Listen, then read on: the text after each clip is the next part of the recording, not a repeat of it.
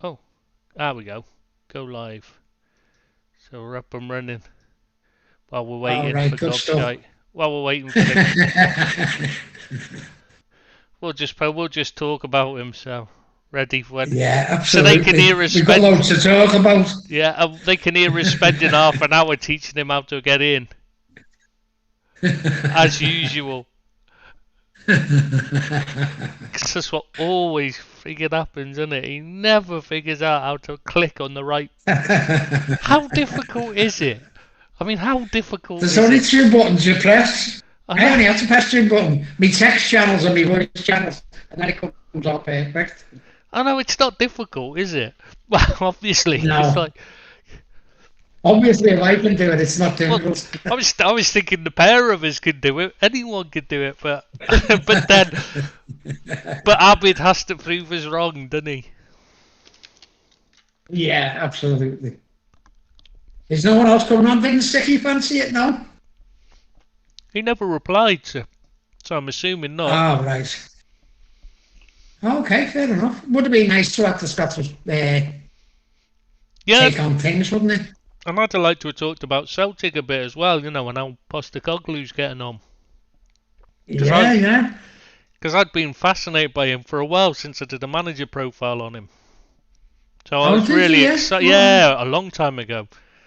So I was really excited to see how he got on because he looked to be a great choice on paper. Yeah, yeah. Plays exciting, really attractive attacking football and that, and you're just thinking this could be really exciting. Yeah, yeah.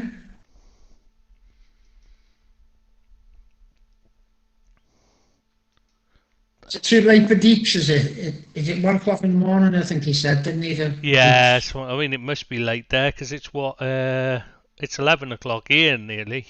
Um, Oh, is it? Yeah. yeah, so he's 3 hours ahead of me, I think. All right.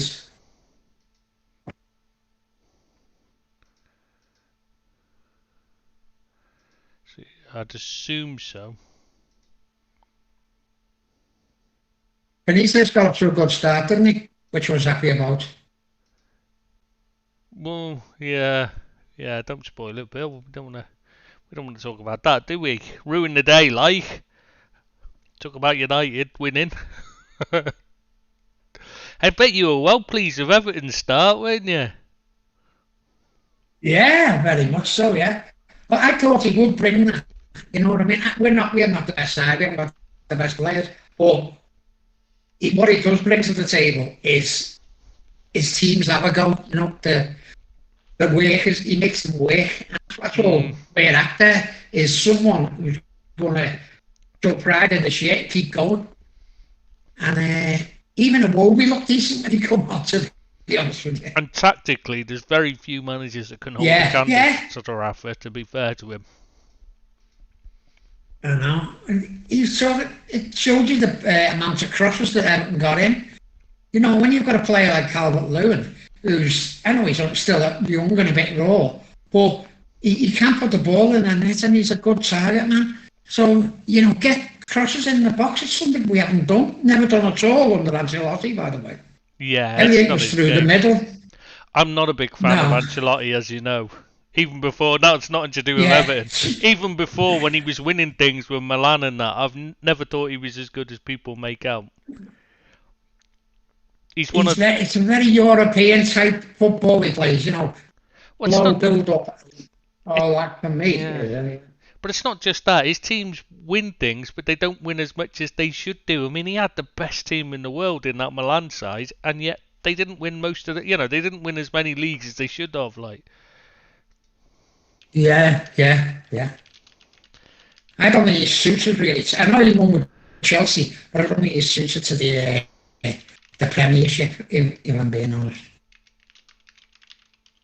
do you think he'll figure out how to join it? And then he'll come in, and when he does Not join in, sure. eventually he'll come in moaning. Don't tell him we're on live, but he'll come in moaning. Do you want a cup of tea, Bill? Yeah, might as well. I'm on my beer at the moment, actually. Oh yeah. Oh bloody hell! You are enjoying your retirement. I know I am, yeah. Don't worry, your missus Yeah, will just have gonna some put a fresh painting for you one. to do in a minute. I know. That's definitely coming any time now. She's got a tin of paint there, and I haven't took the top off it yet.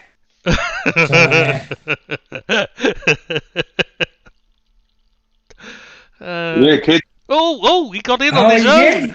Bloody Yeah. hell. Oh, that's so disappointing. Oh, it's the same old Tristan. But we'd gone live 20, early so we could catch you when you came in moaning that we didn't help you. And then you miserable bugger, you got straight in on your own for once. Even though you did ask for an invite. How you doing, lads? It was good. Billy's thanks, happy, he's Alex. retired.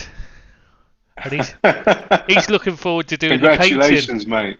Congratulations. Yeah, I've got to retire. When did that happen? Yeah. 1958, No, wasn't I it? haven't worked for about 6 weeks ago. I haven't worked. Oh, congratulations, pal. I'm not going to do any more work now. Good for you, I don't mate. know. So you're just going to annoy the missus for the rest of her life. Yeah, something like that. You okay? Are we live, by the way? Yeah, we're live, don't worry. Are we recording or are we going to do live? What are you doing? It should record. It's set to record the live, and then it just stays up there on YouTube. All right. So do you want to start the intro and everything? Just give me 10 seconds to get another beer out the fridge. Hang on. All right, mate. He's gonna get hammered. By the end of it, we're gonna have some really good stuff, haven't we? Always waiting for Billy, eh? Yeah. Oh yeah. Yeah. It's always the last, isn't he? Yeah. How you doing, mate? You all right? Yeah, good. What's been going on? Didn't get those shoes, unsurprisingly. Nor me, mate. Nor me. Do you know what sort of? I'm done now. I was just going to say, one shop here is selling them for 7,000 dirhams. They only cost 700. How much is that? How much is that's? It's nearly hell. £2,000. You could buy, you could get the them Travis Squats. Yeah, the lows. What colourway did they come in? Was it just Blue one and white. colourway, or was it? Yeah, there's only one colourway each set, but there's quite a few different ones he does. So. When's his next one coming out? I think next month. What, is it the same but a different colour, or is it a different? No, they're Air design? Max. I think they're Air Max 90s the next one. Oh, wow. Sorry, Billy. We won't be getting those either. Yeah, That's yeah. okay, mate. 3 million bots Oh, they you're took back. off on the Travis Scott site. Say that, mate. Say again, mate. 3 million bots they had on the Travis Scott site.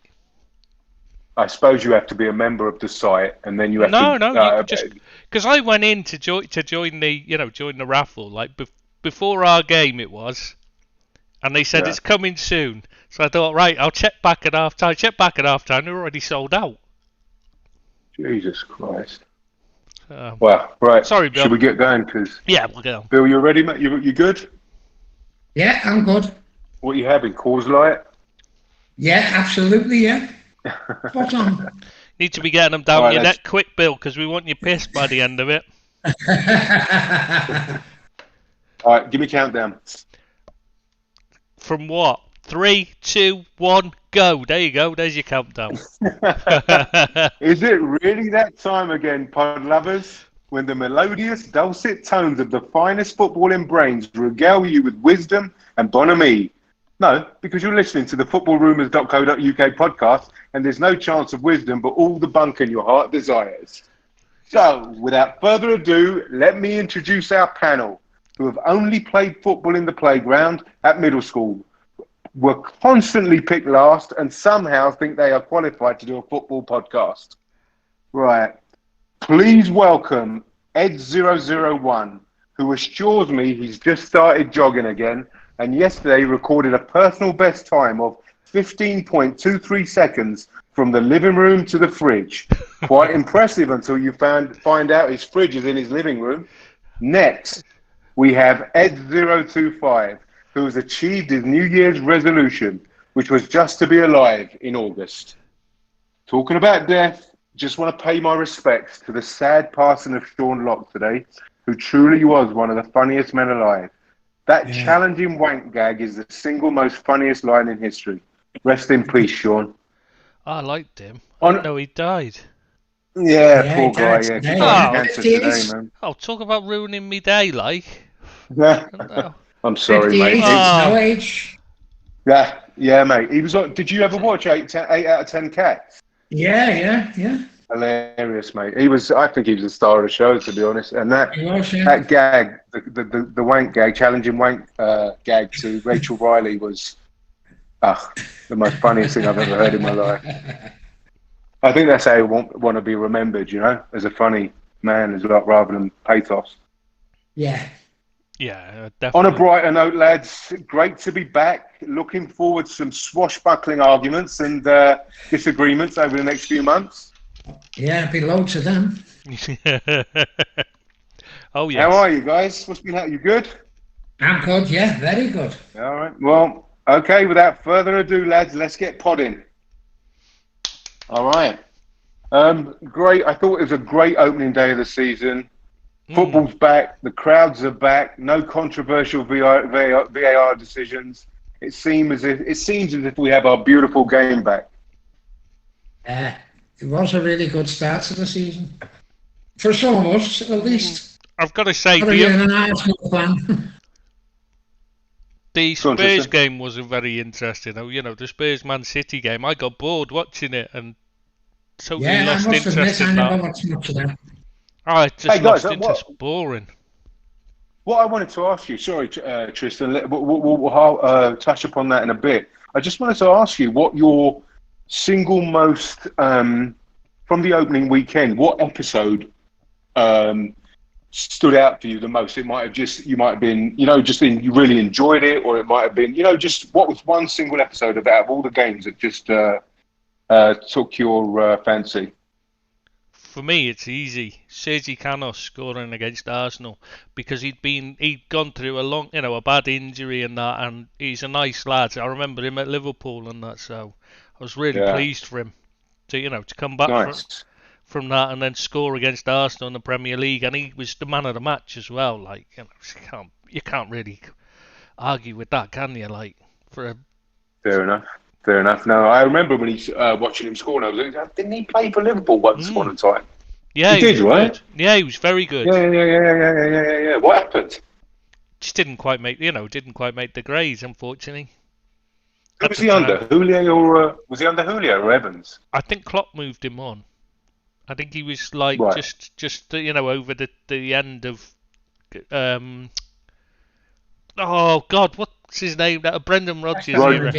Brendan Rodgers, yeah. Billy, how about you, mate? Is that an obvious question? Mine was probably our second half performance against Southampton.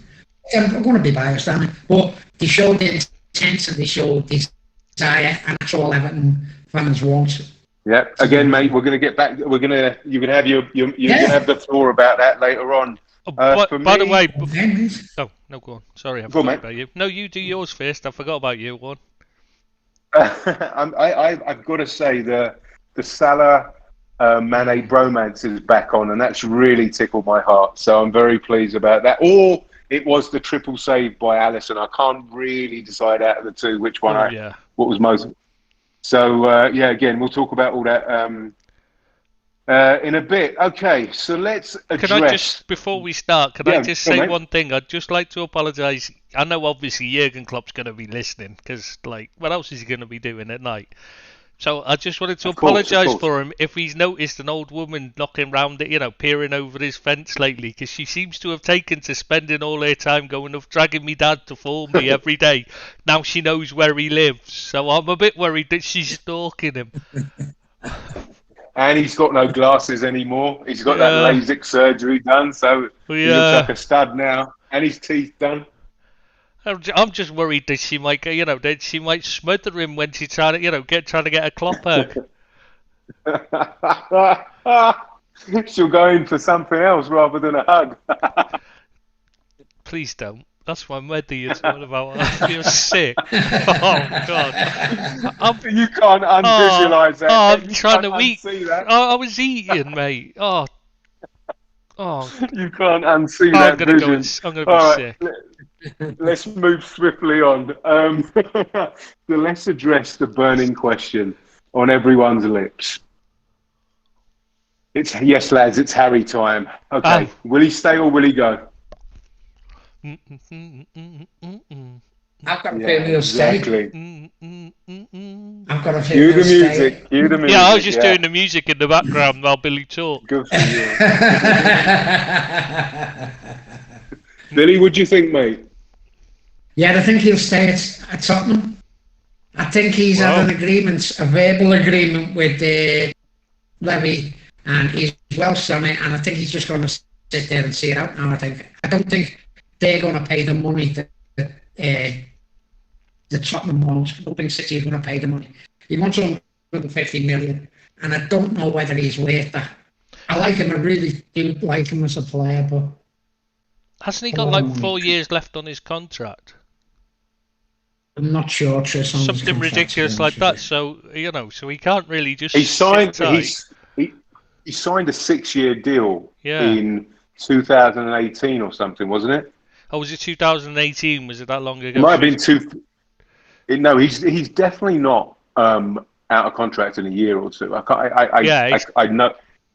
He's got 3-4 years left on it. Yeah, so he can't just sit there and see out his contract because his career's over by then because he's in his 30s. By then, I mean. He's 28. Not now. By the time that it runs out, he's in his 30s, so he's got to move. It's really now or never for him. So I think he'll force his way out. Billy, I don't think that the money is an issue for City. I mean, I know that's an obvious thing to say. I just don't think it's an issue. I think they're ready to pay I think they're going to do a little bit of negotiation, of course, but maybe offering a player or two, maybe. But they're not going to balk at the price tag. He doesn't like selling to British clubs, does he? He doesn't That's want a good his players point. going That's a to very the good top point. clubs, Or does he do that just to get more money out of them? Very possibly. He's that type of guy, isn't he? He's not very well liked. No, nobody wants to deal with Levy. But he does what's best for his football club and for his boss. But he doesn't, does he? Because that's why they're so crap. Because he's messed them about so much. Well, I'm talking about maybe he should just deal with transfers and leave the rest to everybody, to other people, because he's an excellent negotiator. I'm not convinced he is. Otherwise, they'd have a much better team. He's an excellent negotiator. You what? Just stubborn. Isn't that part of being a great negotiator? No, it's not negotiating. No, it's being stubborn. It's he's got to give and take. He just takes. He doesn't give. Yeah, no, I agree with that, mate. And I think he's probably not got many friends across the world in football. So, yeah, you're right. Yeah. I mean, but you can't deny that he gets top dollar for his players. When he sells. Yeah, he does. But I hear what you're saying. There's only a certain amount of time you can do that until you piss a load of people off. And then after a fashion, you pissed everybody off. And then you've got nobody to negotiate with. There's very few players. Going back to the Kane, do you think, I really rate him as a centre forward, but do you think he'd suit the Pep profile for that type of player when he's a good target man, and he can link play, but he's not a City type player, I'd say. No, that's what I've been saying. No, I've been saying that as well. So Billy, what you're saying is, guys, what you're saying is that there's a reason Pep doesn't play with a striker. Yeah, because they don't suit They play a different brand of football. When he did try it, the last time he had a player like Harry Kane in his team was Zlatan Ibrahimovic, and we all know what happened there. What, at Barcelona? Yeah. Yeah, they fell out badly, didn't they? Didn't he have Lewandowski at Bayern Munich? Yeah, but he didn't play him like an out-and-out striker, did he? And Lewandowski pressed. Lewandowski did they play pressed. him as? No, I mean they didn't. Did he play him in a two? He played Muller alongside him, didn't he? Yeah, he played as a two. That's right. Yeah. Yeah, and and Lewandowski and Muller both pressed. Harry Kane doesn't press. This is what I don't understand. Is his game is based on, Pep's game, I mean, is based on having players press him from all parts of the pitch. Harry Kane doesn't press.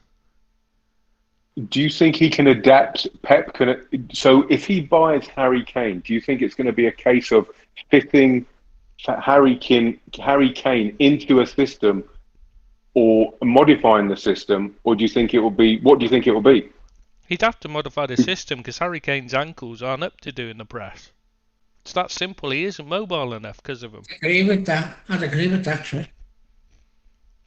So he can't. Isn't it a big risk?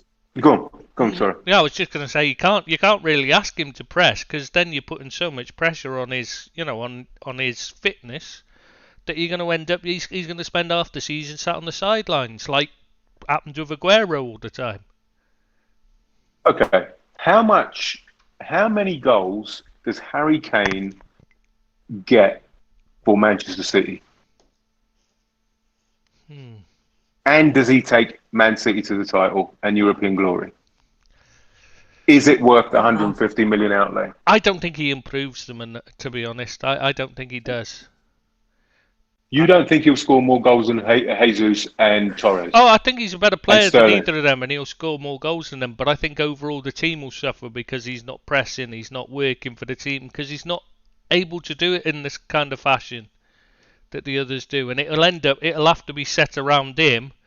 And that's the problem teams like Barcelona have found lately. When you've got one player who's not providing the mobility and the work rate, which is what happened with Barcelona. They faded away when Messi stopped doing the work from the front. Yeah, that's the problem about building a team around one player. Like Villa have found out with Grealish. I think they're going to find out with Grealish anyway. And City are finding out with Grealish now. Yes, yeah. Guys, what did you think of the game? You touched upon it earlier. What did you think of the game? You said it was a ball fest, right? Yeah, it was very exciting. Great result for Spurs, but yeah, tedious game. There was a lot of huff and puff, but no houses were blown down for me. The first half was by far and away the worst half of the season so far. Was the worst of any of the games so far. In what sense? Just boring. Nobody shot or anything. They just passed the ball around in midfield. There was no real. I thought City started off all right, to be honest with you. First 10-15 minutes, but then they seemed to go in a bit of a rush when they couldn't get through the Spurs defence, and I thought it from it's very tedious. I didn't watch the game, but I heard that Spurs were lucky to win, and I heard that Son was on fire. Oh, he's a fantastic player. Well, so let's go back a second. Do you think? I personally feel that 150 million or whatever they get, 130 million for Harry Kane will do more favours to Spurs than it will to City, because Spurs could do much more with the money than. Do you get what I'm saying? To build a team. Yeah, but haven't they been down this road before with Bale? Yeah, but I just think their recruitment will be better this time round because it won't be better. I don't think it will be better because if he gets 130 or 150 million in, he's not going to lay that back out on players. He might lay half of it out, but he's not going to lay that money out. So he's losing a really good player for their system. He'll be a fantastic player for their system. But who's he going to get in? Tell me who's going to replace Kane. That's the biggest problem. And the other thing is, Billy, many players don't want to go to Spurs. Spurs are not attractive. The only reason people go to Spurs is because of London. They don't go to Spurs because they want to win things. Or maybe they pay them a little bit better. They're paying a little bit better. No, they're paying the lowest, isn't it? Really bad. Yeah. And they're not an attractive team professionally to go to. If you want honours, you don't go to Spurs. No, you don't know. So so what about the new Nuno Spurs? If I say now after a drink, what did you think of them? I didn't see much. We're not so much, to be honest with you. Yeah, I didn't see much I've difference. seen the game, and they're going to end up 5th, 6th, 7th, that bracket. They're not going to nearly challenge for the top 4. They're not going to be near. Not that many teams are, but them 4 are going to stay at the top, and they're not even on the borders of threatening for me. Billy, was he Mourinho Mark II, or was he 2.0, or was it what he did at Wolves? Very much what he done at Wolves for me. Right. Nothing great, nice and steady. He worked, he moved, but no final ball. And Right. the only way they were going to win that game was to get a goal, and with one chance. But Right. they weren't like threatening or anything like that before the goal. Yeah. Yeah, Fair enough. It And I was mean, very go on. Mourinho-like, innit? Sit back, defend, snatch a goal, and Yeah, hold on to yeah. it. That's it. To be fair, it was the first game of the season. The first game of the season is not really an indicator of what's going to happen Yeah. because there's injuries. No, and- it isn't. Yeah, Yeah, but we've seen fitness this issues. is how Nuno played with Wolves. They were very negative. Yeah. Even when he had the attack, he was not so negative in the first 2 or 3 seasons. It He was. had them purring. No, just the second. Hey. They'd come out in the first half, they'd just sit back and defend, and then they'd come out for the second. Second half, yeah. Yeah, that's Um, what he used to do.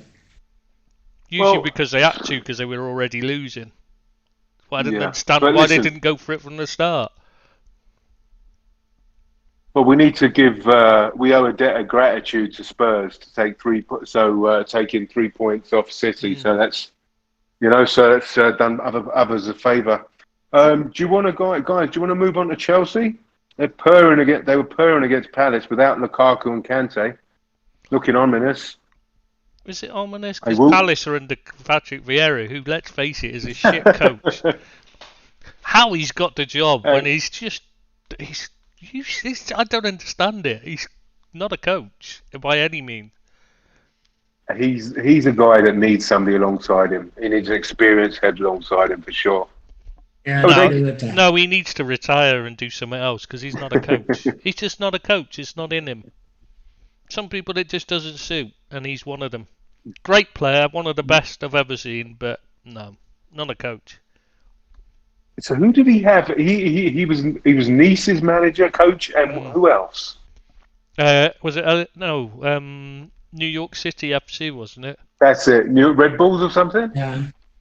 Wasn't it Red New Bulls, York wasn't it? City? I thought it was the City. Maybe it's one of them. team, Yeah, 'cause he's yeah, part of the City yeah. group. Gotcha. So you think he's just got the job on on nepotism? Name, just because of who he is. Yeah.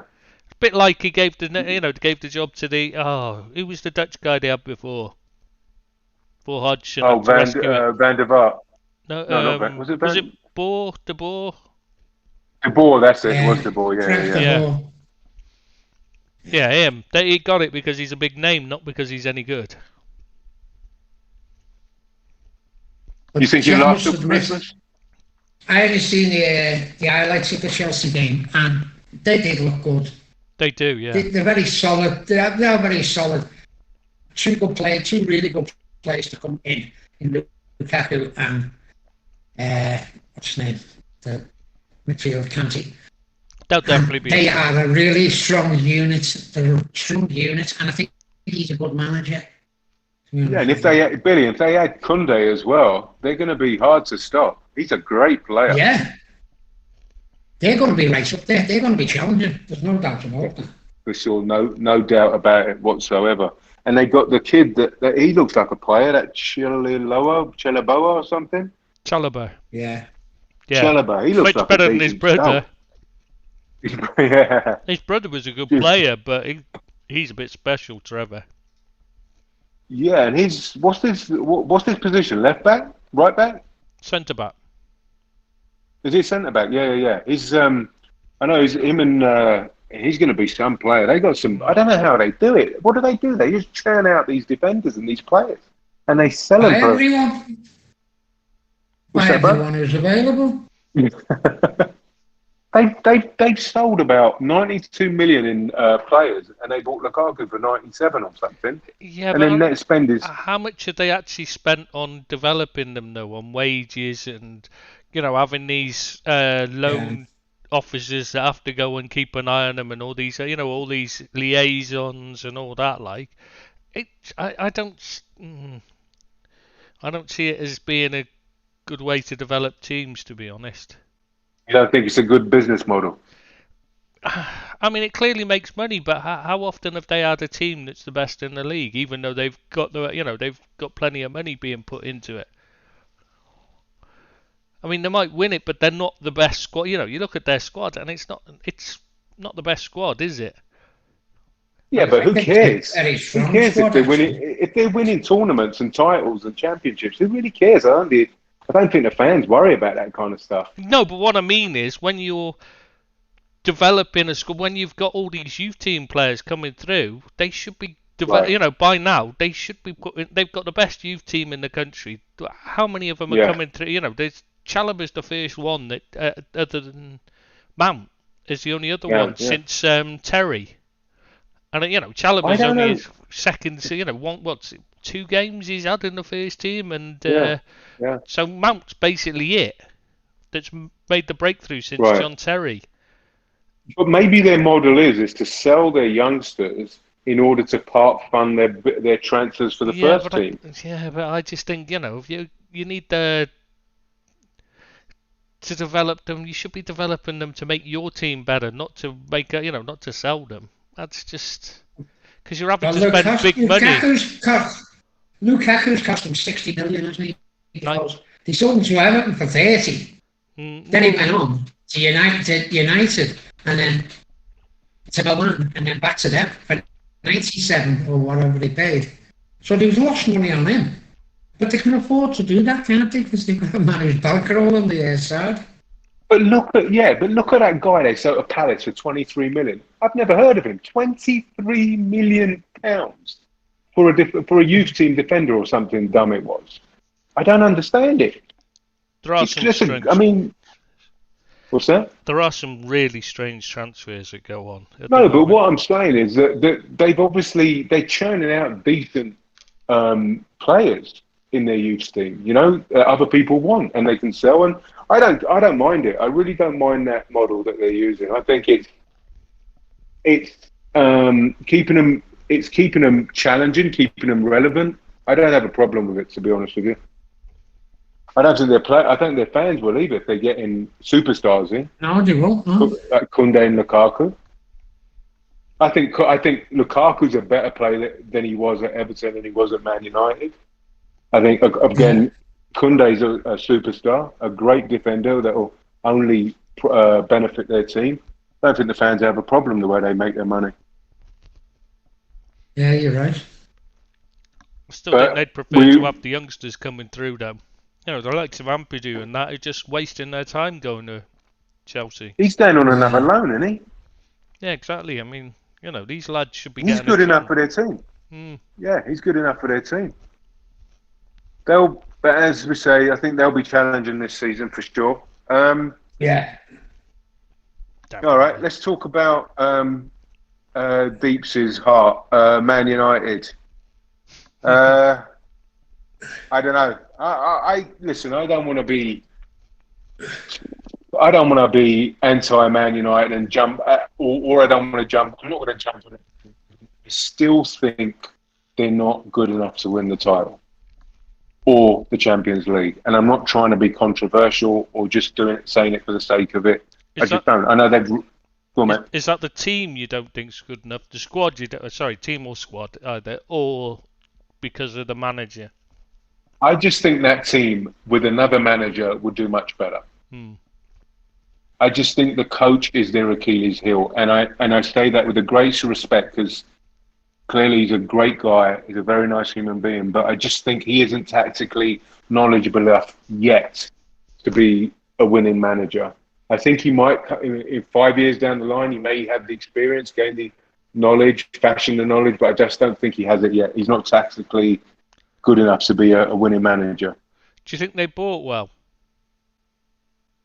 Is he bought okay? Yeah, I think he's done bought okay. What do you think, Tristan? You clearly don't. I was just asking the question because I was just trying to think who they'd signed. I mean, I'm not a fan of Varane. I don't think he's that special. I've never understood the hype about him. But for the price they've got him for, but like they're going to be playing him alongside Maguire, so that's two players with dodgy positioning playing there. Doesn't seem like a perfect solution to me. Then you got Sancho or Sanko, whichever it's pronounced. I don't see that he's that special. I don't really understand the hype about him. He's got skill, but I don't know. I think they're going to be up there challenging. I really do. I think it's going to be so tight between the top four this year that there's going to be. They should be challenging. Very few points between the top four. I think they're a decent outfit with each other. I really do. And as I say, the question mark is not about the players. It's more about the manager. But as a set of players, I think they've got a really good squad there. And Pogba will be playing for his move. Yeah, it certainly looks that way. Yeah, he knows the contract's up this summer, really, so he'll play. Well, yeah, well, he will do because he wants a contract with somebody else next year, doesn't he? So for the next couple of months, he'll be brilliant. Bit like Gini Wijnaldum was last season. Decided to turn up for the first few months of the season till he found someone to give him a contract. Yeah. He'll have Pogba will have the season of his life. You watch. I think it'll only be half a season because then he'll have an agreement for next season and he won't bother after that. Fair enough. Should we talk about what Graham Souness said on Sky? He said that everybody's lauding Pogba for his 4 assists when for £100 million player, he should be doing that week in, week out kind of thing, or that's the minimum you'd expect from him, the output. Discuss. It's a fair comment by Souness as far as I'm concerned, because he has underachieved with Man United. We know he's a better player than that. I think he's got issues, that are not related to football. I think he's got an attitude problem. It seems to me that we all know what Paul Pogba can produce. He's a fantastic player. When he's playing well, he's a fantastic player. The problem is he doesn't do it often enough. And he can get a bit of a cob on with other players and with the manager it might be. But he then goes into a shell and he doesn't perform. I don't think and for a £100 million player, you want someone doing that every week. I think the problem is that they just didn't know they didn't realise what they were buying. They thought they were buying a superstar that performed for 90 minutes. And he's never done that. He's always been a 5-minute highlight reel player. He'll do flashes throughout. He'll play 90 minutes and he'll do flashes that'll add up to maybe a minute throughout the entire match. And that's it. That's his some contribution. That's what he used to do for Juventus. Every time I watched him, he'd do exactly the same thing. He'd do a couple of flashy skills and that'll be it. He wouldn't do anything for 10 more minutes. And then he'd do something else. He'd play a great ball or something like that. He showed moments of fantastic ability, which, like, when you look at the highlights, you think, God, what a player he is. But what you don't realise is that the other 89 minutes, he's done nothing. And that's the way he is. I think he does a bit more than 1 minute, but I get your point. No, I know I'm exaggerating for effect. He doesn't do it often enough. He's talking about his sex life. No, that never lasts that long. Listen, I know this is going to sound controversial, but I honestly believe if he turned it on week in, week out for 75, 80, 85, 90 minutes a game, that guy has got the potential to be a Ballon d'Or winner. He's got the ability to be a Ballon d'Or winner, and I just think they'd have a brilliant. He'd have a brilliant, but I just don't know what. I honestly, I think about this a lot, and I think it's just the fact that he's unhappy at Man United, and I think that he's just unhappy with the coach. He doesn't respect the coach, and I just think he wants out, and he wants another club. He needs somebody like who's just gone back to Juventus. Conte, you mean? Conte. No, the guy that's just gone back to Juve. Oh, Allegri, somebody like that. So just just disciplining, and also put an arm around his shoulder, and just nourish and nurture that ability that ability he has. But you're going to say probably at 200, 300 grand a week, that should be coming from him or automatically. You don't need to be nourishing and nurturing that out of him, But he's a difficult one. He could create a legacy for himself, couldn't he? Because there is a short career you have. And we all know he's got the ability to be one of the best players on the planet. He really has. He's got that much ability. Yeah. But he hasn't got the drive or the motivation to do it week in, week out. But why, Billy? And when times That's the question. Why hasn't he got that? I don't know. It might be just part of his makeup. He's a bit of a show pony at times. Yeah, he's laid back. He's like Origi. They don't have that aggressive nature. He's a nice guy. He's not like Origi. They're very much the same. He's not a troublemaker at all. He's a lovely lad, Paul Pogba. No, he doesn't cause any trouble. Nice, he doesn't drink. He doesn't smoke. Doesn't get into trouble at all. Yeah, does loads for charity. He's one of the nice lads, and that's the problem. Is he's too nice. He's not got that aggressive streak you need on the pitch. He's very popular. He's very positive. I just think he doesn't want to be in Manchester. I really do believe that. I can't believe that. I can't believe. I'm just incredulous at the fact that Man United could let him go for free twice. That's a beggar's belief. I just don't understand how you get to that situation. I agree with that. Crazy situation, and that's what's going to happen because it absolutely. And they knew he wanted to go, so why did they hang on to him? Exactly. They even brought in Van der Beek, who's clearly a replacement for him. So why not just get rid of him? You could have got your money for him, but no. All right. I mean, so we think we're going to. Do we think he's going to challenge? They're challenging, or? I mean, challenge.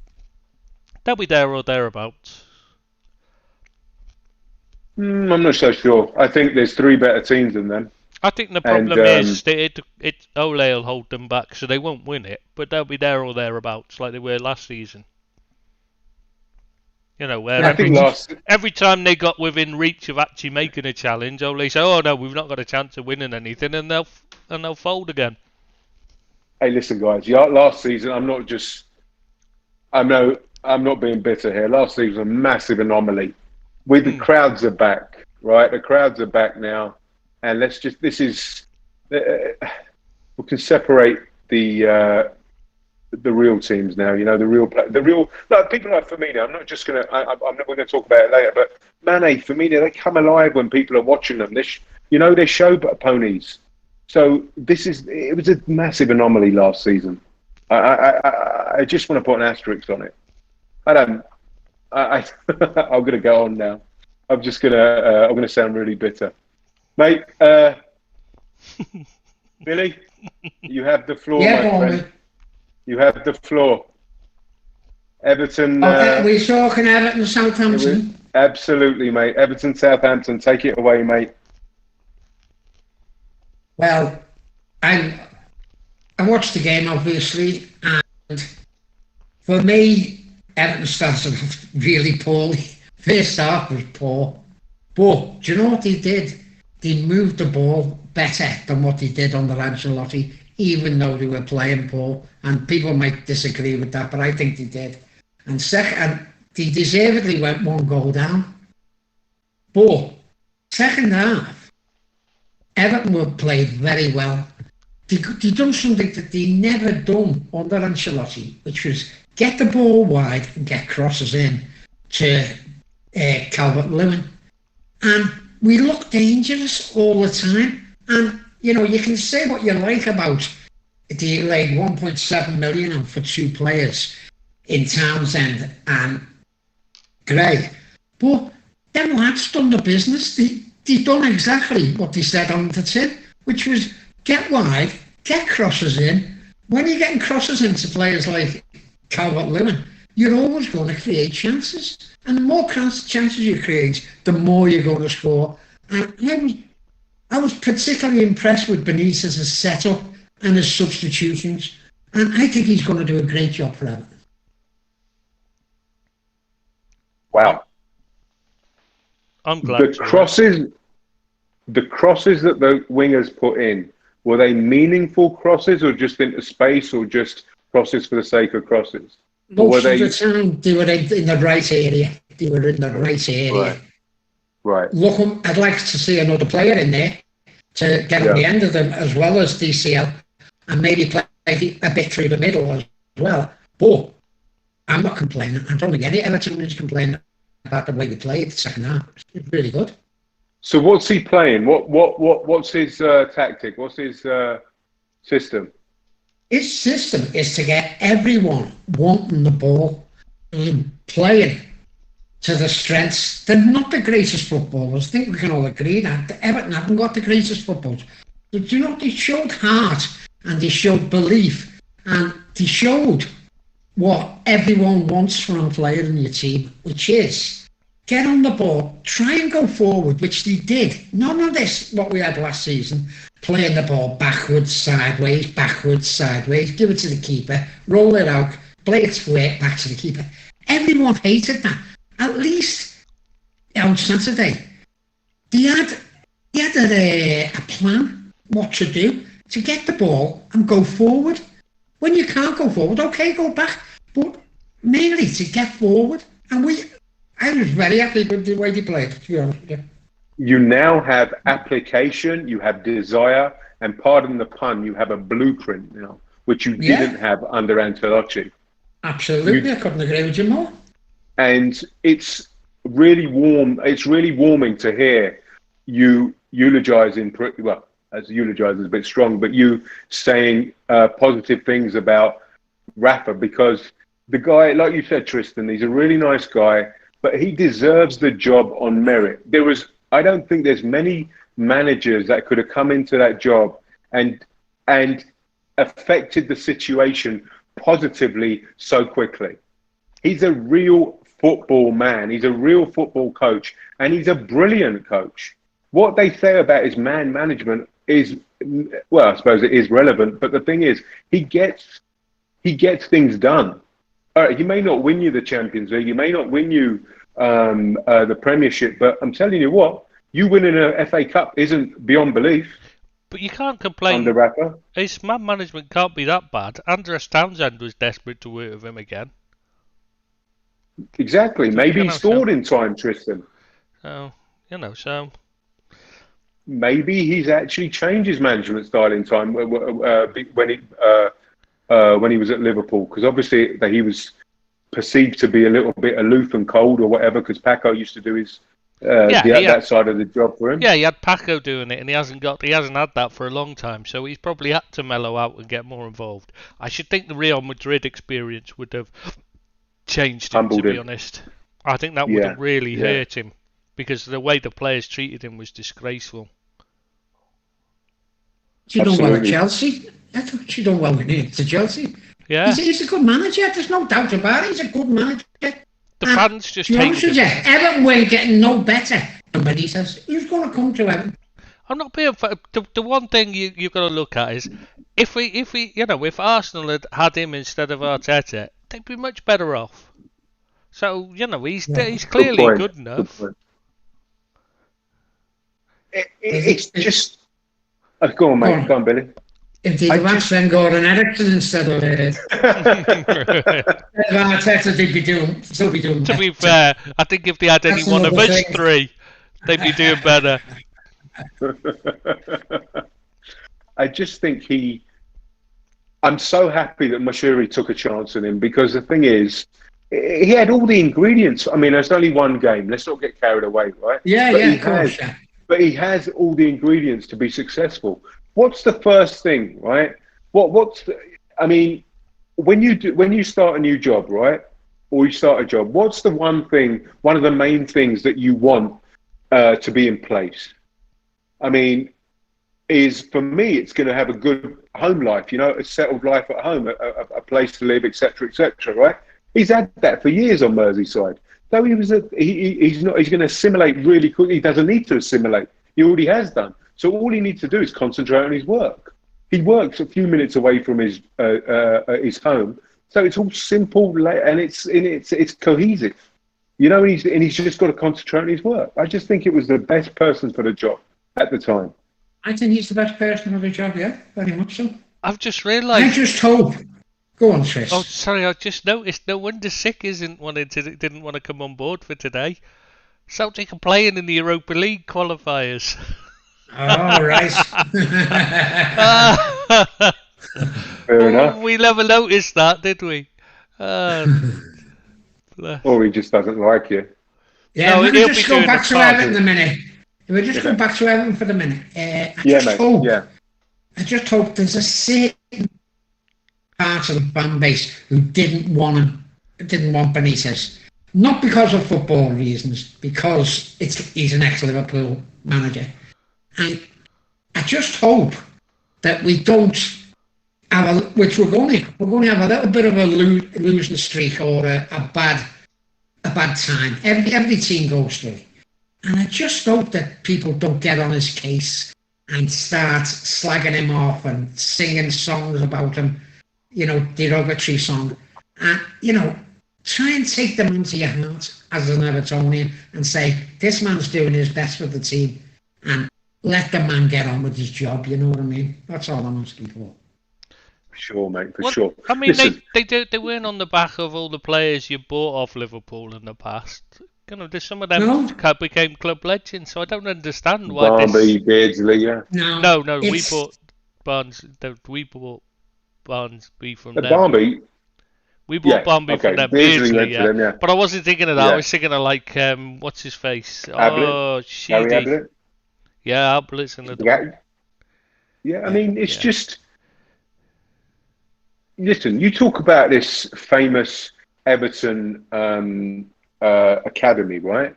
One thing, I don't know how much youth it's produced, but one thing Benitez will do, he will lay the foundations to a good academy, a good youth system.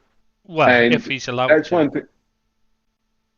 I'm sure that they've given him carte blanche for that. I mean, he wouldn't have come on with restrictions. Benitez is not that kind of man. He has principles, he has pride, and he didn't need the money.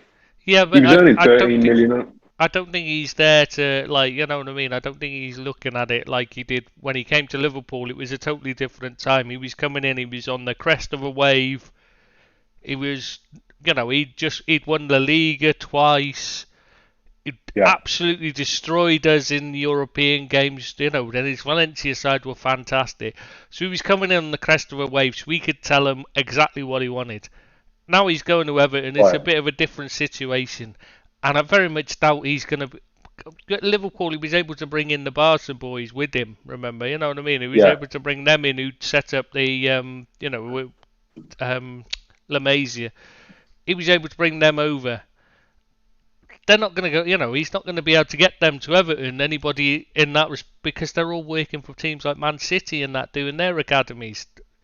So you're going to have to attempt to, and he didn't do it personally, is what I'm trying to say.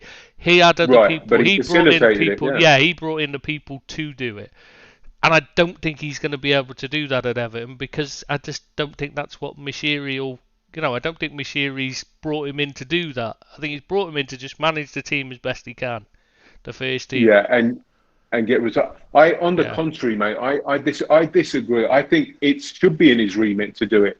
If it's not, because this is what Everton need. They're never going to procure the best talent on the planet, right? I think that's understood, right? So you nurture your kids, and I think that's what they should be doing. If they're not doing it, Everton, they should be giving him the remit of building an academy and doing it how he wants to. Billy, I mean, who have you produced in the last 10 years that have gone on to not the world stage, but the Premiership stage in youth talent? Well, when you look at Calvert-Lewin's come through... no, he didn't. Right. No, he didn't. You bought him from Sheffield United. United. I know you're going to say Bolton, but we did nurture him into a far better player than what. But that was in the first team, not in the academy. You're looking at, and you can't really Barkley say going back further. Barkley come through, but Barkley is another Pogba. He's got issues. Yeah. You know what I mean? You can't really count him as a success yet because he's gone onto other teams and he hasn't really done it. You know. Yeah, but Barkley's a very low bar. But he's about as high as it's got though in the last 10 years, isn't he? In terms of who's Tom Davis and that. That's my point. That's my point. That's my point. That they should have. Benitez should be given the remit of building an academy because that's who you produced in the last 10 years, Davis and Barkley. Yeah. I know it hasn't been great. There's been players on the fringe who you thought was going to make it, but they haven't quite got there. And you know, I don't see much of the academy. I'll be perfectly honest with you. Yeah. You know, they should be doing more as an academy because they have got a really good setup. But it's all about producing players in the end, and they haven't done it for 10 years. Like you say. This is exactly what I'm saying, Billy. If you'd have produced players, we'd know about it. Not just Everton supporters, everybody would know about them. So you haven't done it. You haven't done it. And Barkley, I'm sorry, and Davis aren't genuine contenders for bringing people through because certainly not. No, I'd agree. You know, yeah. So I mean, as we say, I think you've got the right man for the job. Hopefully, he can. You know what? The guy that the naysayers, I think, are going to be drowned out by the purists and people that appreciate him. You know, because I hope so. I really hope so. Because was it you were saying on the widget that he was Benitez was getting booed and the other supporters drowned out the boos or something? At Man United, yeah. I was at the Man United friendly. No. I'm talking about Everton versus when you the game you played at the weekend. Oh, sorry, it's Southampton. Yes, it's Southampton. They were booing. There was a bit. Only at our time, you know, it was a poor performance. But I don't think that was, you know, people might look for excuses. But, you know, that was just a poor performance for the first half. And at the end of the game, people were loading them up and, you know, really praising them. And that's what we want to see, a bit of harmony at the club. And also, mate, you've got to, I'm glad you're saying that because it's music to my ears because I love that guy. I always have done. He batted for us in real adversity against Hicks and Gillette, and I'll never forget that. And of course, I'll never forget Istanbul. But you've also got to appreciate you guys ain't finished in the transfer market yet. There's 2.5 weeks left for you to get players. You know, we'll do a bit of business. I'm sure of it. Sure. And he's great at working on a budget. Look at what he did with Newcastle. Yeah. And he'll have a bigger budget. No problem. I don't need. Yeah. I don't care for these superstars. The 70 millions and the 60 million. They're not players, don't know. Great players.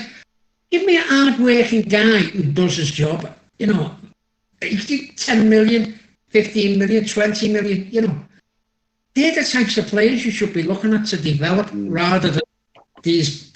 I'm sorry to say it, but like your Rodriguez, who's come in. I know he cost nothing, and it was a great deal for us. But he's still on £200,000 a week, and he's sitting there now taking his £200,000 a week, and he's not producing the goods. He's a show pony. Nice, good footballer, great footballer. But is he the type that Everton are paying for? No, not for me. I hear you, pal. I hear you, and it really gets my goat when people say these players are free. They're far from free. Yeah, they're not free at all. No. It's a fallacy. You know, like Matip, when he signed his contract for Liverpool, he was a free transfer, but we paid him 10 million to sign on a piece of paper. Yeah. Just the signing on fee, so they're not free. No, there's nothing free in football, mate. And the wages are always higher as well. Of course. Absolutely, yeah, because they've signed for free, inverted commas. Do you know? So it really is.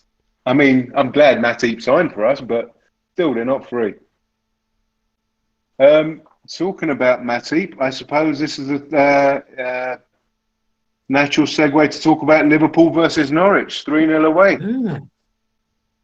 Professional job, I thought. Salah was just mercurial and joyous to watch again. Again, as I mentioned earlier, the Mane and Salah bromance is back on again, which is very pleasing. Clearly, there's been a kind of a thawing of that relationship, or someone's had a word.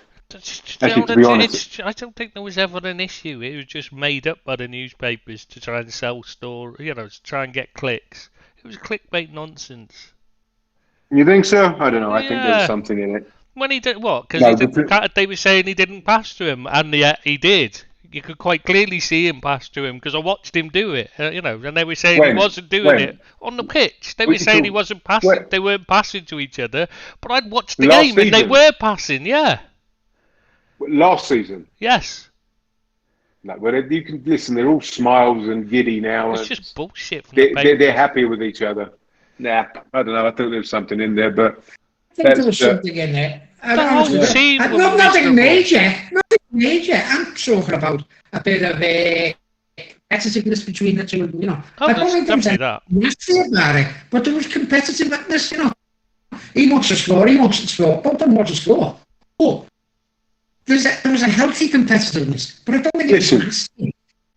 No, I mean the thing is, right, Billy? Did you watch the game? Yeah. When on Saturday? Yeah. I watched the highlights of it. I haven't watched the full game. I'm not sure if you watched Tristan. I know you watched the whole game, but I'm not sure Billy was in the highlights. In the dying seconds, Salah was on the right hand side, bearing in on goal. He had the keeper to beat, and he passed it to Mane. Right? Yeah, wouldn't have happened last season. And I think it might have. It was easier to score. But the circumstances in a game, you can't talk about comparing it because they didn't happen in the last season. Because Firmino, Jota and Salah hadn't already scored, and only Mane hadn't scored and had been playing really well. Yeah.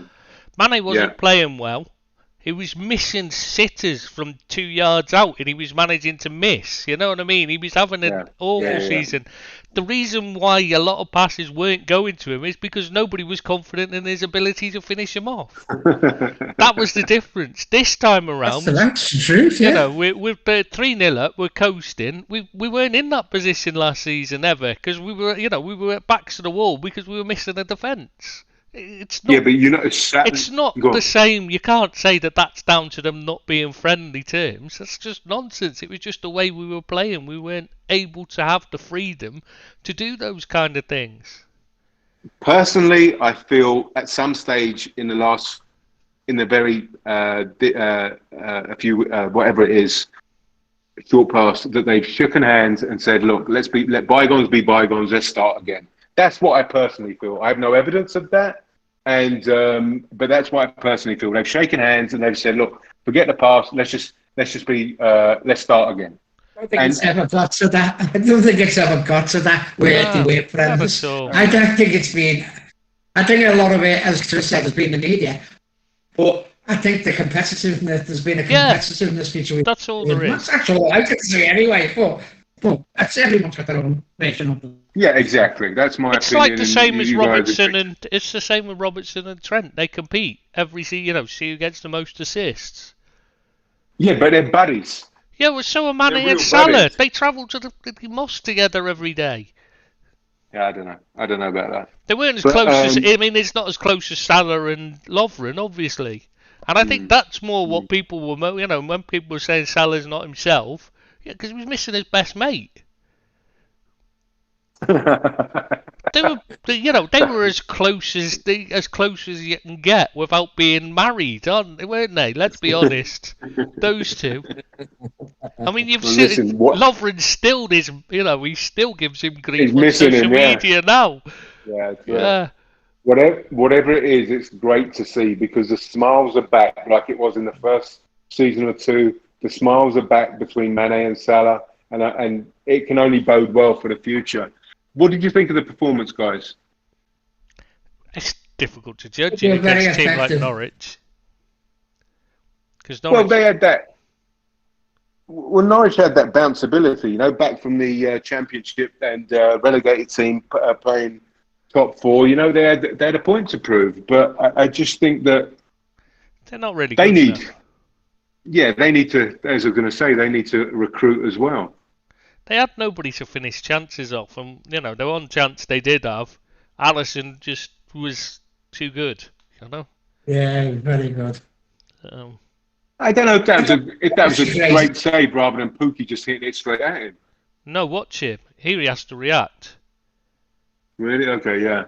I'm just so desensitized. And then he has to dive and back. He has to flick it away because he can't catch it because of the way he's moving. Like. Right. Okay. Gotcha. He just makes everything look so simple. You just don't. Yeah. You just get desensitized to it. That is the problem. But that's a good keeper. I'm waiting to see Tony Bellew, the podcast said that Jordan Pickford was better than Alisson. Was he drinking heavily at the time? Or... He must have been. Did Pickford have a Kalashnikov to his head or something at the time? I'd say... I don't know. I've seen better. I've seen better midfielders playing goal than him in goal. Vinnie Jones gave a better performance in goal than Jordan Pickford's ever managed. And how did he play on Saturday? How did Pickford play on Saturday? Alright, he done alright. He had no chance of the goal. Yeah. To be fair, honest with you about going back to Everton, I know I shouldn't. He's really matured as a player, as a keeper over the past, I'd say, 12 months.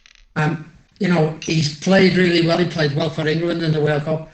And I think he's grown up a bit. I'm not slagging him. I think he's one of the better keepers in the Prem, which I didn't think 12 months ago.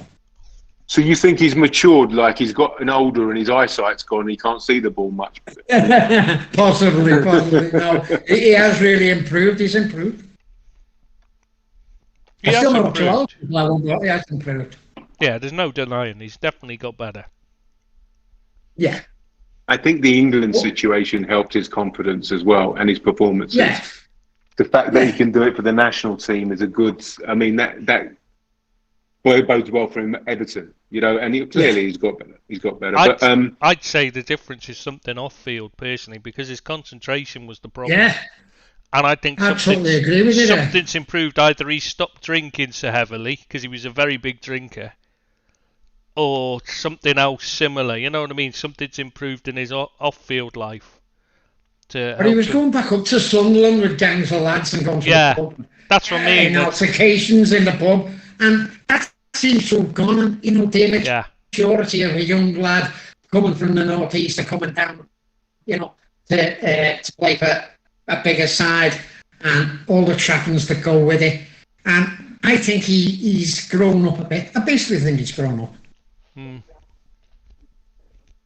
Yeah. But getting back to Liverpool, my assessment of the game was that Liverpool, they were relentless at times. And I thought it was a pretty poor Norwich side. But Liverpool done everything that they needed to do against them. They scored 3 goals. They played some nice stuff. And you can't fault what Liverpool done on Saturday. There was never a moment when I thought that we'd lose that game, even with the midfield that we had. No, I agree with you. And that is really, really positive, because people say we need 2 players, right? We need a forward and we need a midfielder. But listening to Klopp's pre-game press conference against Norwich, the guy is such an orator and he says the most sensible things. And he actually said that we don't need any. If we get somebody, all well and good. If we don't get anybody, we have players to win the challenge. And I think that Harvey Elliott's going to be a good player for you this year. He's going to be a good player for you. He's a good kid. No doubt about it. And you won't. Don't get me wrong. The other lad, I'm not his biggest fan, Curtis Jones. But I think Harvey Elliott and Jones will come in and do a job for you. I don't think Liverpool need anyone in the midfield. I think you've got 7, maybe 8 midfield players there who are all very high-ended, I think so anyway. And I don't think you need another midfield player. I can't see what he'd be doing in there. I agree, Especially, Billy. especially not just a run-of-the-mill one. If you got someone extra special, like Saul, who is extra special, by the way, you know, if you got him, okay, you could say, well, yeah, get rid of Keita and put him in. But what you've got in there at the moment is more than enough to challenge for the league. That's just my opinion. Okay. I totally agree with you, Billy. There is too many players in there to. You can't buy another player. It'd be redundant. He'd be redundant. I mean, Absolutely. you'd have. And the thing is, they say about replacing Wijnaldum, but you've got 3 players that can do Wijnaldum what Wijnaldum did. What, You've vanish? You've got Keita, you've got Ox, you've got Jones, Milner, even Elliott. You've got, and the beauty about Elliott, he's can fill in midfield and in the forward line. So Yeah, he can, when Klopp says we don't need players, I believe him. I don't believe he's being tied. His hands are being tied. I actually believe him. Yeah. It may not be an embarrassment of riches like City, but we have personnel. We have bodies to do a job. And sometimes you just need bodies. You don't need those superstars like Leicester would when they won the title under Ranieri. They had bodies. They had hard workers. They had grafters that won them the title. Not necessarily superstars. Yeah, apart from Kante. Do you think they need someone? Yeah. Would you say they need someone? I'm going to ask Tristan. Do you think they need someone? No, but I never thought they did. I never thought to challenge. No. I always thought that like Elliott coming back. On the site. No, Elliott coming back for me was a new signing. What do you need another one for? All he's going to do is block him, and I've been saying for a long time I think he's ready, and I think he proved that at Blackburn that he needs to be playing, and he needs to be playing regularly. And if he doesn't, we're going to regret it.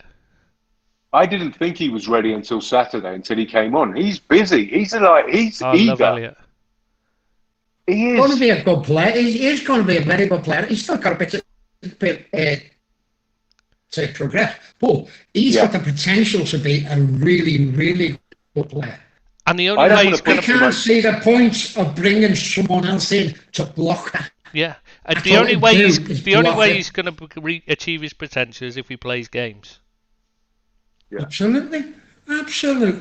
I thought he needed another loan, another season, just to get into that level. But after his cameo on Saturday, he's not out of place in the Premiership for sure. No, he's not. He was ready last season, in my opinion, but the loan's just shown that he's ready to Klopp. That's what it is. I see the clamour on the sites from Liverpool supporters to say we need 2 players. We're not going to challenge. It's just the fans. 2 players. It's just a stupidity as far as I'm concerned. Yeah, it's the usual want a shiny new toy thing. That's all it is. Yeah, it is. Yeah. Okay, here's a question. We're all saying we probably don't need anyone, but do you think we will sign someone? Tristan, Bilbo? No.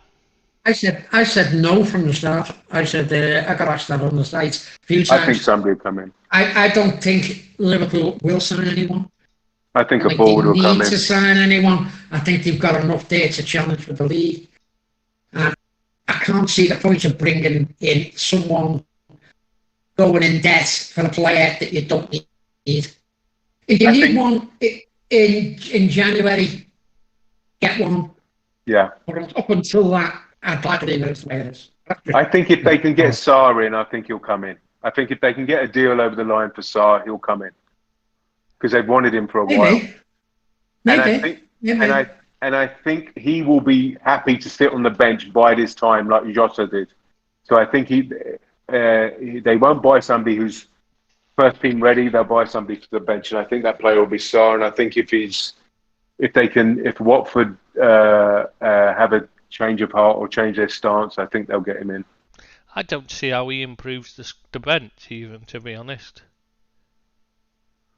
Well, what is the bench at the moment? The bench is Jota, Jones, Elliott. Yeah, exactly.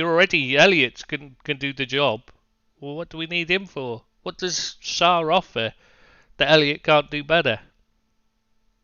I think at the moment. He He's might be a good player for the Elliott's future. more But creative. Elliott's a better goal scorer. I'm sorry, I just don't see the only thing Sarr offers is pace over him, and he's matey with Yeah. Mane. But Mane's coming to the end of his career anyway, so he's not got. He's 30 now. He's 30 this year, isn't he, or next year? Maybe they get rid of Mane. Maybe they get rid of Mane next season, and Sarr's the replacement. They get him in now. Yeah, not for me. They get a decent price for him. I'm not convinced he's gonna. I've watched him a lot. He's certainly for Watford. He causes problems, but his actual end product is very little. You know what I mean? He causes other teams. Yeah, no, problems, no. He's not. He's not composed. He's not the most. Yeah. He's not the most composed. He's not a finisher. He's not composed. He gets in the positions, but then he fluffs them a lot. Yeah. Or runs into blind alleys all the time. Alleys, He's like Traore. Yeah. They're just a waste of time. I don't understand why he's thinking of players like that. He should be looking at ones like Salah that offer an end product. That's what we need. But they're a premium, right? Well, then you pay the premium. They're always going to be a premium player, aren't they? Yeah.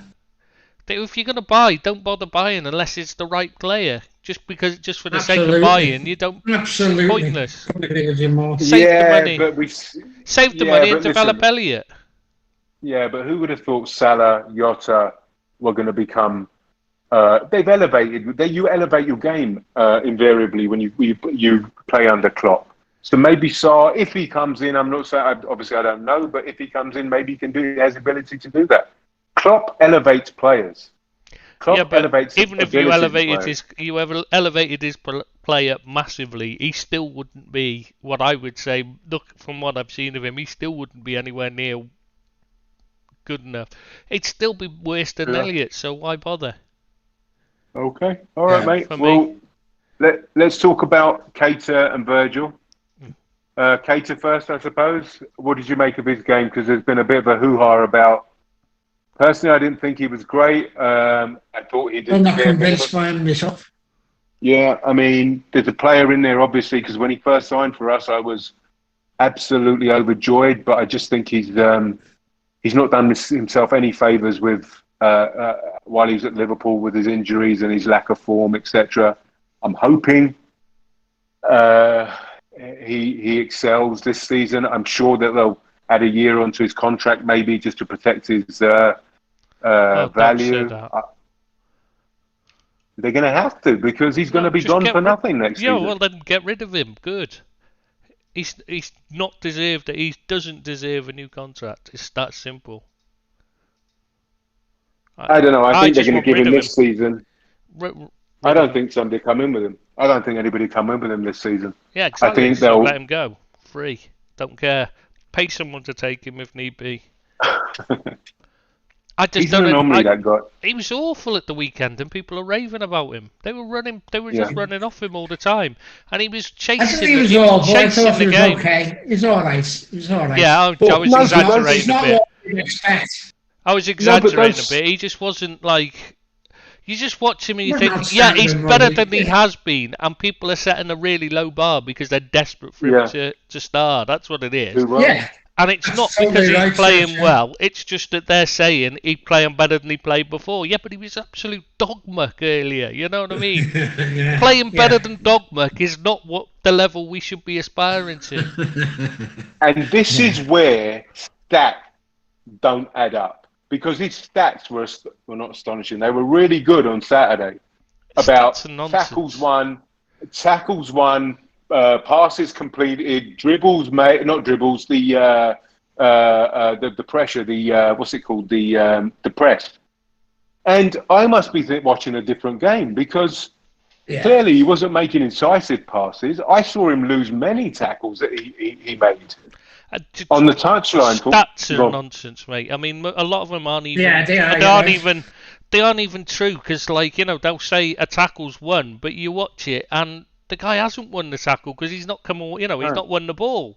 Yeah. And they'll say that's a lot of them are just as subjective as can be. You know what I mean? They're like, at the XG thing. That's a completely subjective load of crap.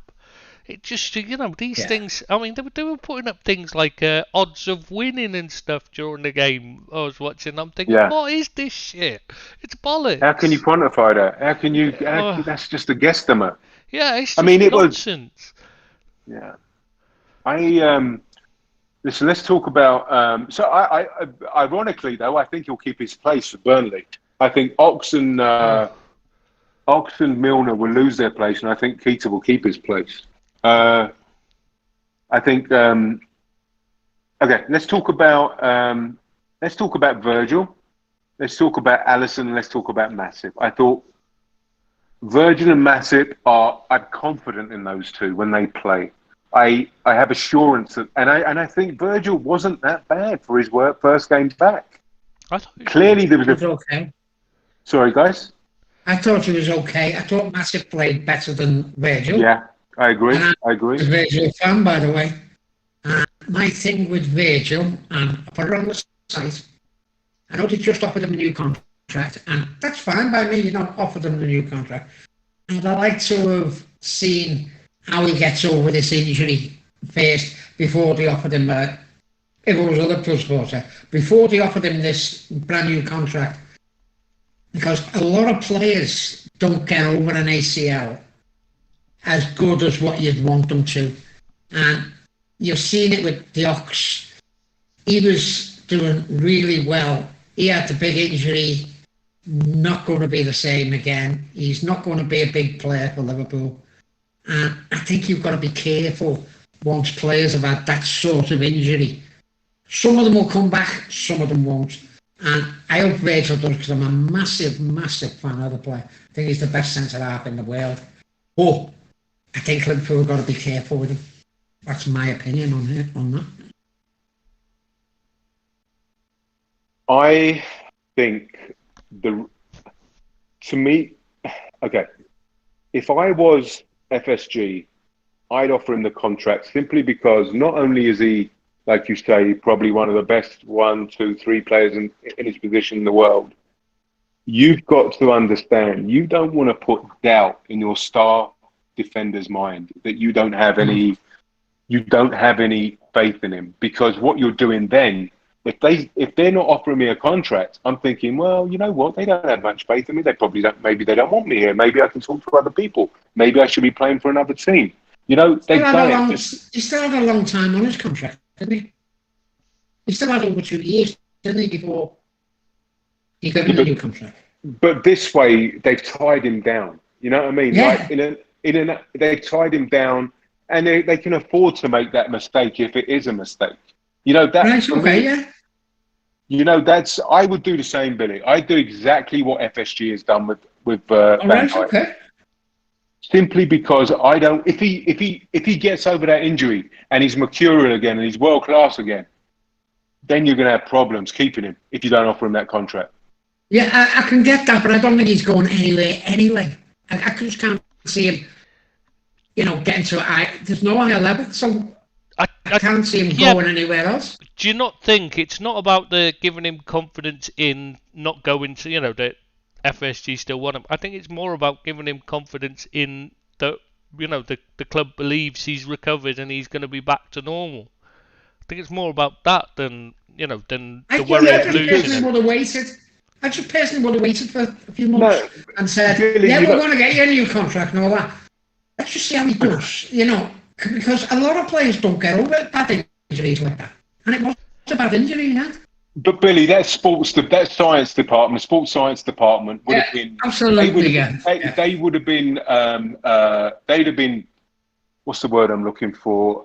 Asked about him, because they would have been saying, what do you think he's going to recover? Do you think he's going to be as good as he was? And the sports science people are probably saying, look, he's awesome. He's just a great healer. He's a special talent. And I think he's going to be as good as he was, yeah. So they would have had input, you know what I mean? I love that, yeah. I'll buy that every day, yeah. I think we did the right thing, pal. We did the right thing. He's not Matip, where Matip is. He's got unbelievable. I think if he didn't get injured most of the time, most of the season, he'd be up there. You know, in the top defenders, not just the Premiership, in the world. He's that good. But unfortunately with Matip, he's just not. He's not consistent with when he plays. He gets injured a lot. He is injury prone. Yeah, unfortunately. It's a shame because when he is on it, he's excellent. And very, very good. Very good. And you're Billy, you're right. I agree with you. I think Matip was the better individually out of the two, but you could see that Van Dijk was playing within himself. He's not ready to just, make those. It's going to take time. It's going to take a little bit of time. It always does. Yeah. It always takes a bit of time. That's why and maybe just with. I wouldn't say, I'm not saying you should have said, no, we're not on miracle. I'm just saying if you just held on for a bit of time, just to give him that breathing space to get back into his best and offer him an even better contract or whatever. That's all I'm saying. Well, no, I hear you, Billy. I can see why they have. I hear you, Billy. I can understand where you're coming from because if they give him a shiny 5-year contract and he's not as good as he was, that's a lot of money down the plug hole. Yeah. I hear what you're saying, mate. I hear what you're saying, but I don't know. I think they made the right decision. I would have made exactly the same decision, and it gives peace of mind to everybody. Fair enough. That's fair. But again, mate, I see your point. Let's talk about Alisson. I mean, it wasn't really that triple save was the only thing he really did in the game. He had to do really. It was he astonishing. Up in that as well. But that's given. That's a given, isn't it? Yeah, he did some good delivery. But yes, he did. I remember that. Oh yes, that kick to who was playing on the left? Was it Jota or Mane? Oh my God, incredible! That goal kick, he's pinpoint accuracy. But you'd expect that from him. Yeah, there's no doubt in him is that he's got there's no doubt about him whatsoever. Yeah. But I think that triple save he made was Napoli-esque. You know, the one he made when we were 3-0 up. It was just as if it was his little daughter, newborn baby, shooting at him. He was so confident in the save. It was just majestic. Saves like that don't really count against Watford when you're winning, though, does it? But I'm not saying that derogatory to him. I'm just saying people don't come back to say it against Watford. They come back to say it Norwich. against Napoli or against Norwich, yeah, sorry. And they don't mean as much, but he done nothing wrong. He done everything right. And, he's one of the top keepers in the world. You've got to say that about him. Yeah. Guys, so it's safe to say we're going to challenge, right? Yeah, of course you're going to challenge, yeah. Guys, I want to get one. I want to end the Liverpool situation. One more question. I want your thoughts on the Henderson contract. What's the right thing to do, guys? Well, he's already getting one, hasn't he? Yes, it's in agreement. Is it the right thing to do? Absolutely. Keep hold of him. Yeah, you keep hold of him. If there was no discussion about giving him one, then no. Why start a discussion about it now? Could have waited a bit longer. But as there already was one, you have to give him it. You don't want to let him go. I don't exactly. I think he adds his. I think his appreciation of the situation was that he doesn't want to be there just for his captaincy or a Milner role or the elder statesman. He really believes he can still offer fantastic football and get be in the first team for 2, 3, 4 years to come. And that's, I think, what his issue was, from all accounts, that he doesn't want to be patronised. He's got a different skill set to other players you've got in the midfield. He's got the energy, the box to box. He's still got a good couple of years, 2, 3, maybe even 4 years in him. Even as a squad player, he's still going to be an asset to Liverpool. Absolutely. I think naturally he's going to assume that Milner position, that Milner place in the squad in years. But now it's 2, 3 years. He he gets into that side on merit. And I don't want to patronise him by saying it's his captaincy that gets him in. It's not. We're a different team without him. Yeah, he brings something different to the table than the others, for me. Yeah, Well, he's I'm not a Liverpool supporter, so... When he's fit, he's first choice. It's the first name on the Why? team sheet. All right, Tristan, you say that. I'm playing devil's advocate. Why is he first choice? Because Tell me why. Jordan, tell me why. 1 minute. Tell me why Jordan Henderson deserves a contract at 30-something. Because he's the key player. He's the leader. And it is the captain. I know you're going to say you might not want it for being the captain, but on pitch, I mean, I'm not talking about what he does off the pitch, where he is the club's captain. He's been a brilliant captain, but on the pitch as well, he's the leader. He sets the press. He sets the tone for the way we play. He brings the energy. Yeah, but he brings the energy to the side. But you could have Milner. You could have somebody else could bring the energy. It's more than that. It's that he gets everybody to bring more energy when he plays.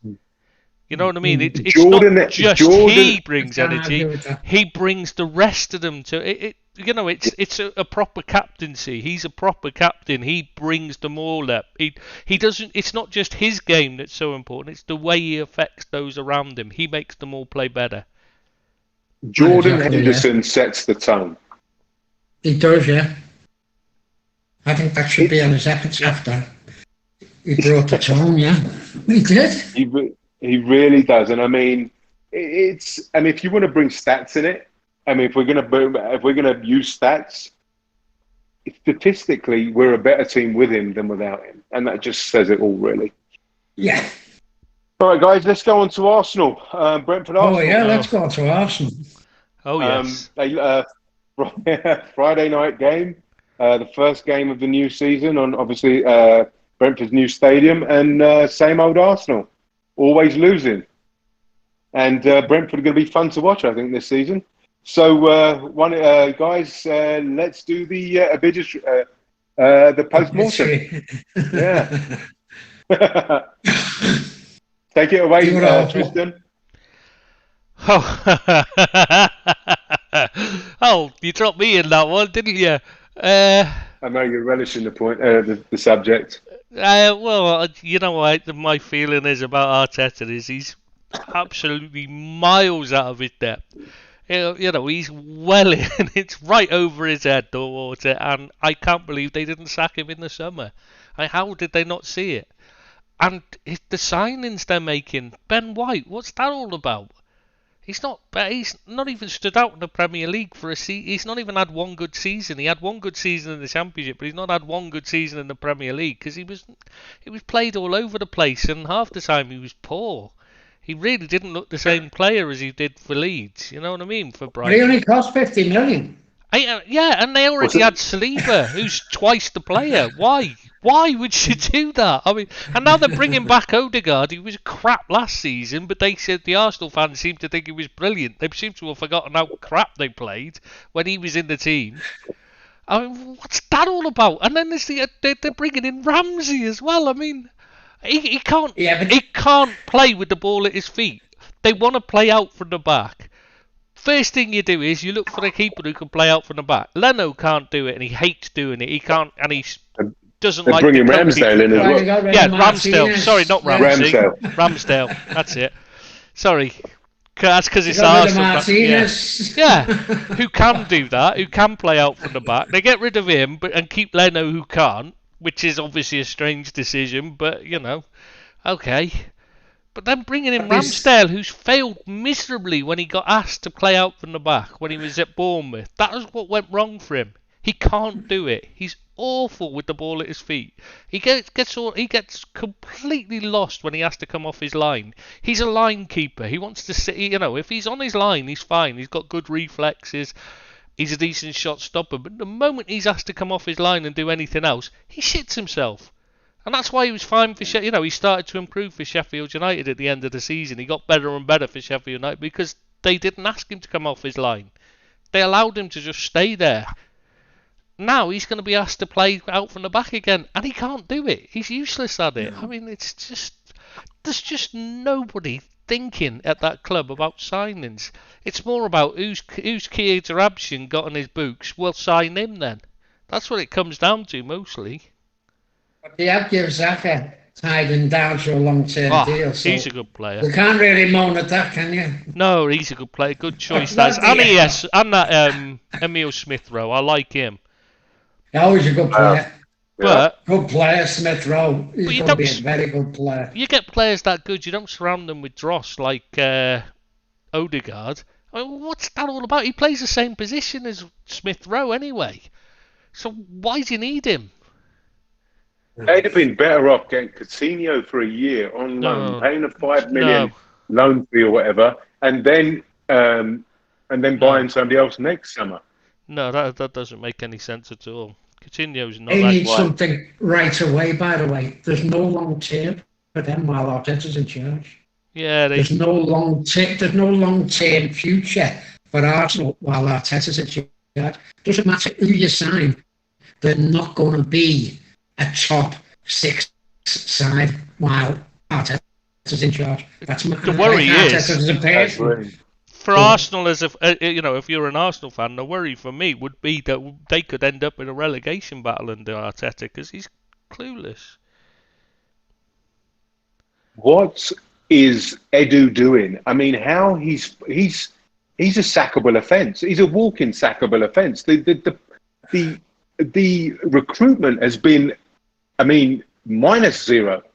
I mean, it's like he doesn't get any points for recruitment, and he got Willian and David Luiz as well. I mean, it's how much money have they got? They can't have. I mean, what have they got? How are they getting all this money? I don't understand. Borrowing from the future. Aubameyang's going to go as well, isn't he? Yeah. Sorry, Billy. He's going to go. Aubameyang's going to go. And Lacazette. I think he wants out. Yeah, he does. And Lacazette wants out. Lacazette's a player. I like him. I wouldn't mind him at Liverpool. None of them want to work with Arteta is the problem they've got.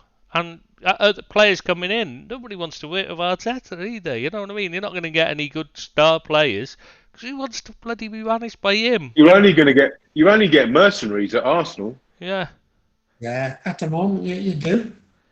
And it's a shame because they're a fantastic club, but they're in a rut and they've got to get out of that rut. And the only way you can get out of that rut is to get rid of Arteta. Right? Billy, sorry, mate. Sorry, go on, finish your point. No, go on. Billy, I was just questioning. When you said about Aubameyang, who's going to pay $350,000 for him? He's just a nothing player now. He doesn't do anything. He does less than Pogba. Yeah, but there is a player in there. They just can't get it. Arteta can't get it out of them. There is a player in there, and he is a top player in my view. Mate, he's 30. He's a top player, but he done exactly the same as like Pogba's done, which is played for his contract, got a short contract, and then regressed. And that's what's happened with him. I think, you know what I mean? Billy, he's 32 years of age on 350 grand, circa 350 grand a week. The only way he's getting that money, he's not going to go to another. The only way he's going is he's going to go to he can't go to China. He's probably got. I don't know where he's going to go. He's going to have to take a reduction in wages if they want to get rid. Barca can't afford him. Barca can't pay 350 a week. So I think that's it. But I think he stays. He sees out his contract. I would. Where do you go? Who's going to pay you $350 a week at 32 years of age? Yeah, I can see your point. When he plays for them, he's no good. So that's a waste of. That's another. What I'm saying, he's not doing a job for them. He's not doing a job for them. Exactly. They've got another Ozil situation there. They've got out of one situation with Ozil, and they got themselves to another one with Aubameyang. 32 years of age, he's on £350,000 a week. Well, we all knew that was ludicrous to give him the contract anyway, because we said it at the time. So, there's no one to blame but Arsenal themselves. They keep getting themselves in stupid situations. They must be. Look at Edu, haven't you? What has Edu done? To be constructive at Arsenal. He's done nothing but brought them backwards. In my opinion, with Edu. The only way I see them keeping afloat is to sell their youngsters. Rowe, Saka, because I don't. They're probably borrowing against. They're borrowing money because they can't. I don't know what their finances are, but they're not flush. Nobody's flush apart from a few teams, and they haven't had much coming in because of income coming in because of the pandemic. So clearly, they must be borrowing against the future or something. And I personally feel the only way they're going to be able to be afloat is sell their youngsters in the future, Smith Rowe and Saka. They'd have to They're be in a mad bad to let place them at the go. moment. Yeah, they're in a bad place though, Tris, aren't they? You know, they are in a bad place. I can't see them improving. Although I don't agree with you that they're going to be a relegation side. No, I said they think could end up in it. That's the only thing. Yeah. Sorry, I know you. Sorry, I'm wrong there. You did say that. But I think they're not going to be better than mid-table. Looking at them, I can't see them being. Good point, Billy. Good point. Good point. Yeah. I don't see them top 8. No chance. No. If they're top half, it'll be they'll be doing well for me. Yeah. Yeah. That's a shame. They're a big club, aren't they? They're a massive club. I'm not And so yeah, sure. and it's I'm a not so shame. sure it's a shame because it means we can have a dig at Ian all day. Ian's setting his head out. If we had any, he would anyway. Ian's just Ed 000. Is it, what's his number? 14. Ian's number? 47. 14, yeah. He's apoplectic with Andrew. He won't come on the podcast. Yeah. He makes things up. He's going to go. Well, we're saying how bad Arsenal are and how bad they were on Friday. Let's not forget the way Brentford played. They've done a number on Arsenal. And they look a very, very strong outfit. They're not real beaters. They're not going to get in the top 6. They're not going to get in the top half, probably. But how well did they play as a unit, as a force? I thought they were better than Arsenal all over the pitch, for me. Doesn't say much. Billy, is that Ivan Toney the real deal? I'm not sure on Ivan Toney. Would you have him at Everton? No, we've got Calvert-Lewin. We're fine. No, he's a good player. He's a very good player. He still looks a bit raw at times to me. You've got other players around him who really help him, And I thought they were a marvellous unit. I like seen much of Brentford. I like the other lad.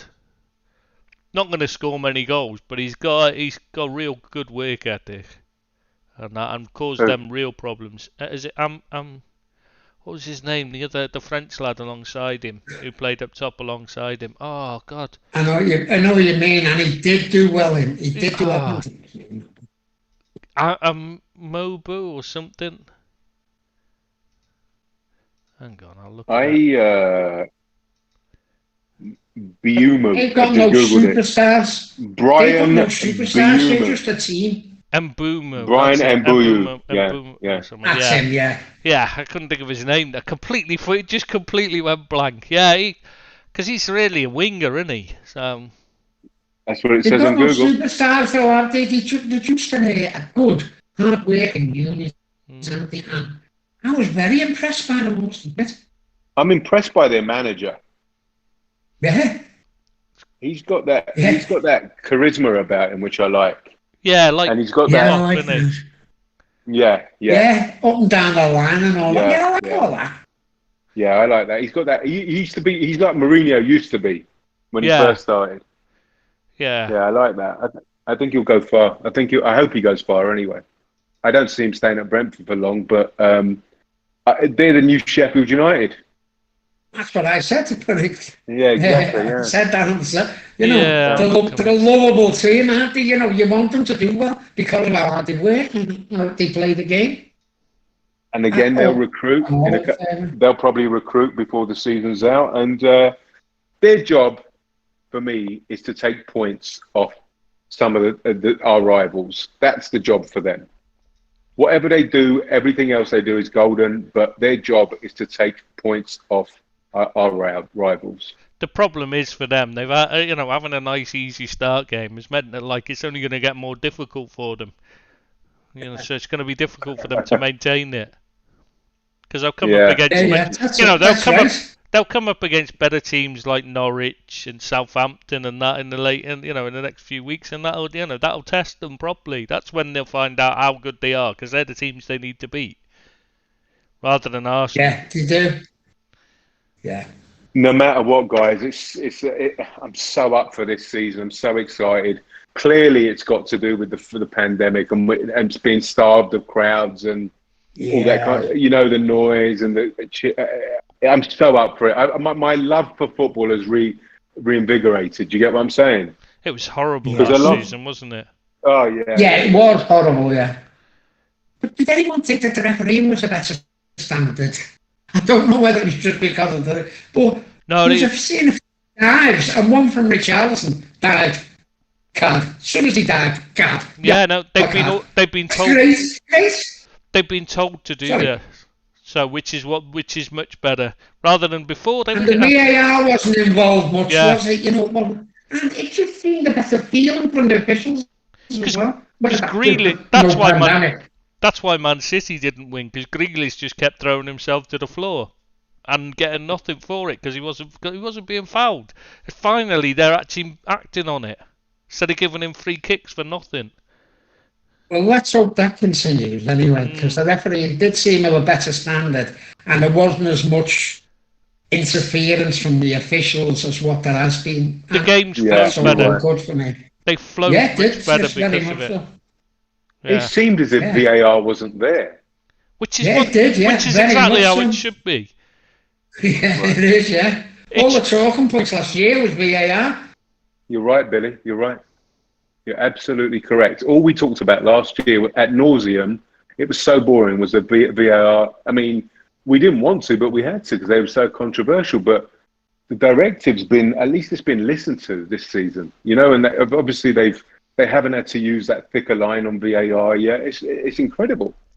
It just really is a delight. It's a pleasure to watch football again with people in the stadium, and long may it continue. I didn't really care as long who won or lost really at the weekend, as long as there was football being played in the right manner, Yeah, it was good. It was very good. Yeah, and the officials weren't taking over the game. The players were the boss of those games, and they were the talent, not the referees. They weren't the stars.